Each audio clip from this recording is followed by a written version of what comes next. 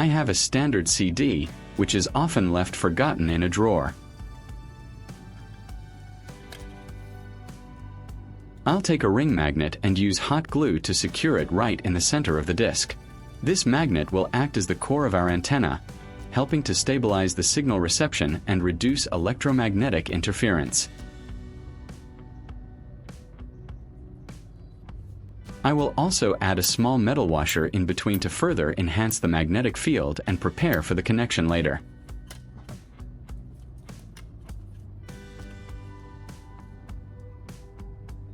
I have an old battery box with many different types of batteries.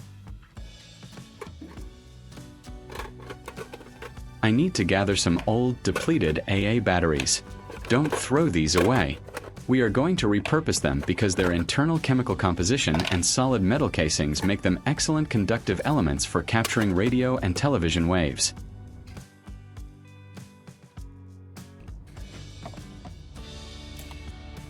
I'm using flux to clean the battery terminals in preparation for soldering.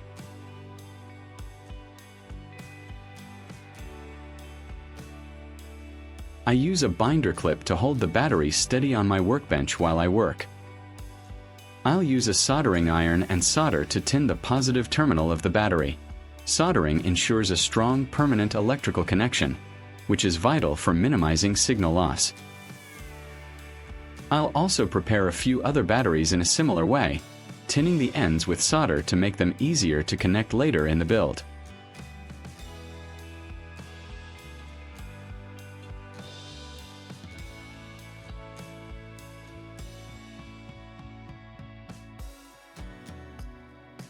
Leave a comment and let me know which country you are watching from. It's great that we can connect and chat from all over the world.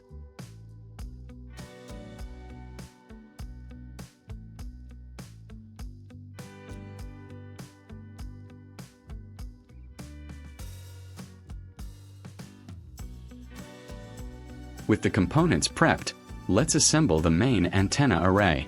I'll arrange the prepared batteries radially around the central magnet on the CD, spacing them out like the spokes of a wheel.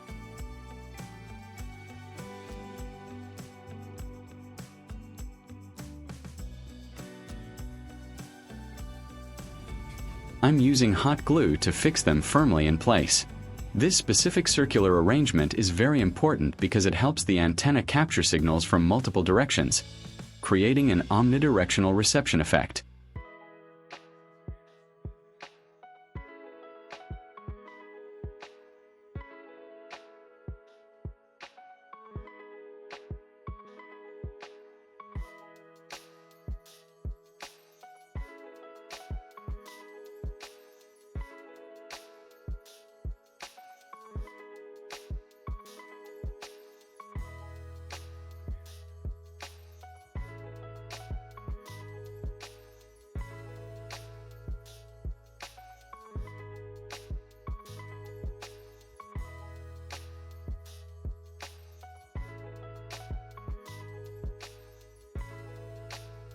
To electronically connect all these individual elements, I'm bending a piece of stiff, uninsulated copper wire into a large loop.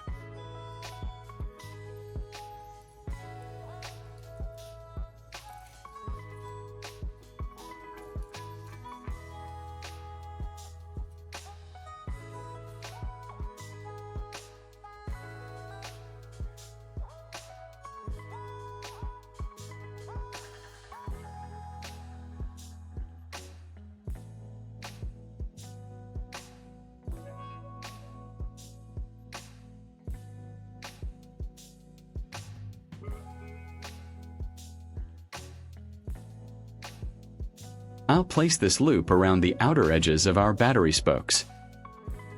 Using my soldering iron, I'll carefully solder the wire ring to the outer metal casing of each battery.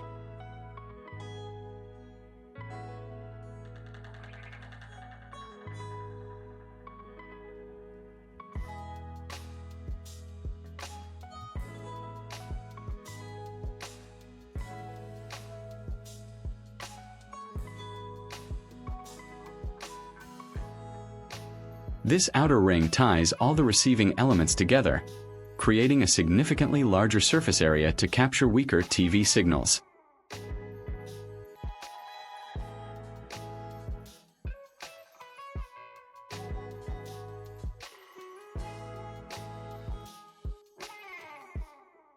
For the stand, I'm using a long metal bolt and a nut to attach the CD assembly.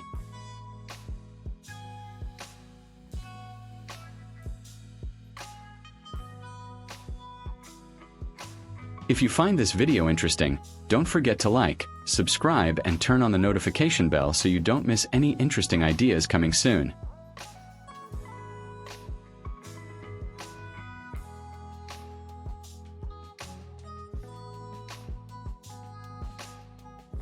I'll add a generous amount of hot glue in the wood to ensure the bolt stays perfectly upright.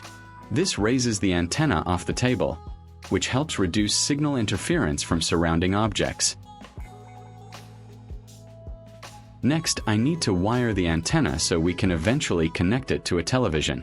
I'm taking 2 pieces of insulated wire, one red and one white, and stripping the ends.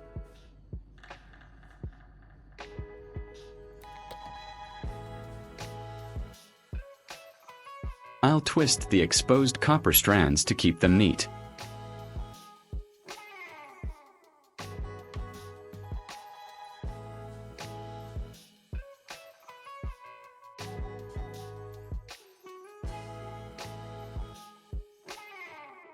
Then, I'll prepare to solder these wires to the inner connection points on our battery array.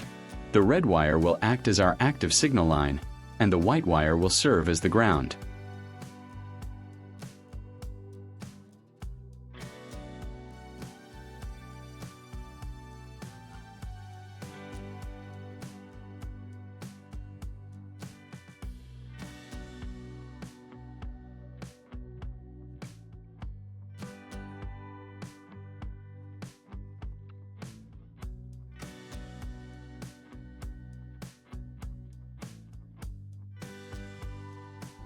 To make connecting the antenna to the TV cable much easier, I'm cutting a 2-way electrical terminal block.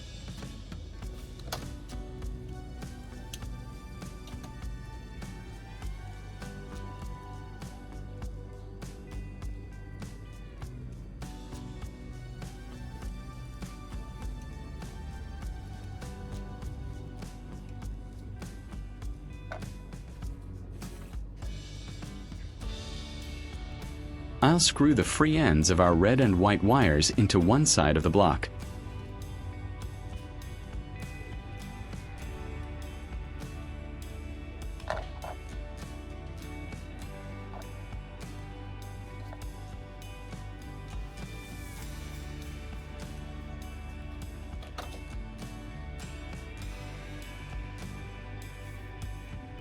Then, I'll glue the block down to the wooden base to keep everything tidy and prevent the fragile soldered wires from being accidentally pulled out.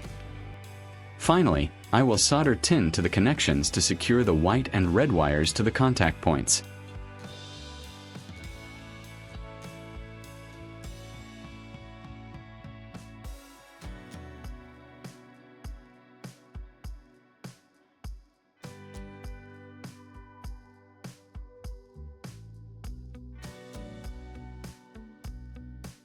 For the final step of the build, I'm taking a standard coaxial cable, which is the type of cable that plugs into the back of your TV.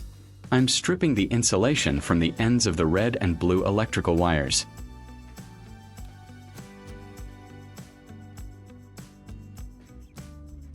I'll insert these 2 conductors into the other side of our terminal block and securely tighten the screws.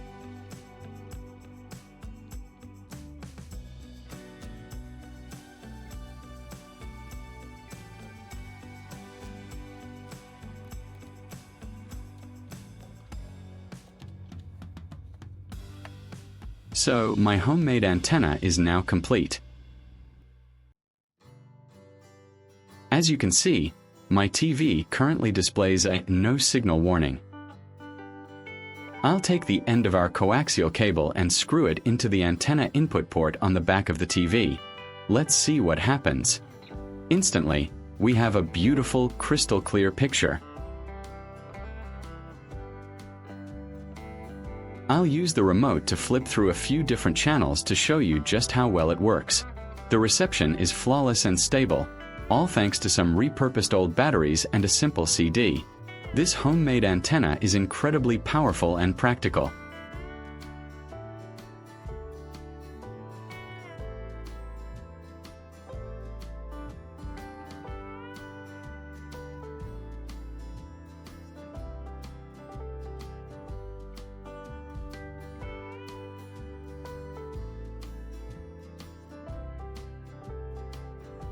Just to prove it's not magic, let me unplug the antenna from the back of the TV.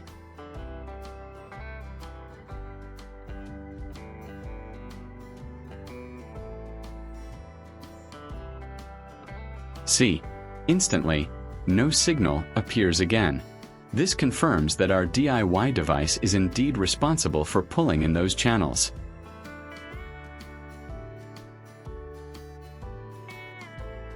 Now, let's plug it back in.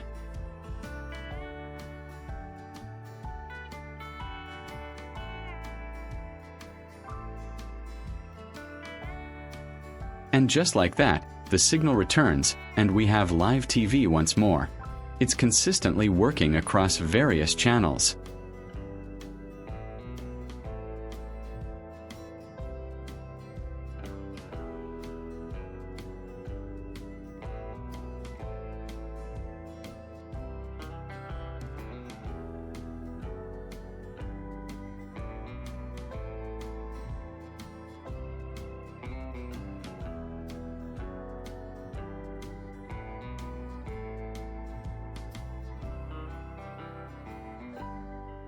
If you enjoyed this project and found it inspiring, please give this video a big thumbs up, share it with your friends and family, and leave a comment below telling me what other unexpected gadgets you'd like to see me create.